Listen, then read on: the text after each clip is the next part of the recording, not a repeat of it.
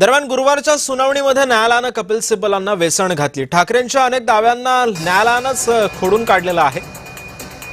आजच्या सुनावणीमध्ये कपिल सिब्बलांनी जो काही युक्तिवाद केलेला होता, या अनेक दाव्यांना न्यायालयानं खोडून काढलेलं आहे। दरम्यान आज न्यायालयामध्ये नेमका काय काय घडलंय पाहूयात। कपिल सिब्बल असं म्हणाले, विधानसभा अध्यक्षांनी निकाल प्रलंबित ठेवला, त्यावरती न्यायमूर्ती असं म्हणाले की निर्णय घेण्यासाठी अध्यक्षांना वेळेचं बंधन नाही। त्यावर कपिल सिब्बल असं म्हणाले, आमच्यावर अन्याय झालाय। न्यायमूर्ती म्हणाले, तुम्ही पक्षफूट, चिन्ह आणि अपात्रता हे मुद्दे एकत्र का करत आहात, असा सवाल न्यायमूर्तींनी विचारला। त्यावर कपिल सिब्बल असं म्हणाले की न्यायालयाच्या निर्णयावरती राज्यघटनेचं भवितव्य अवलंबून आहे।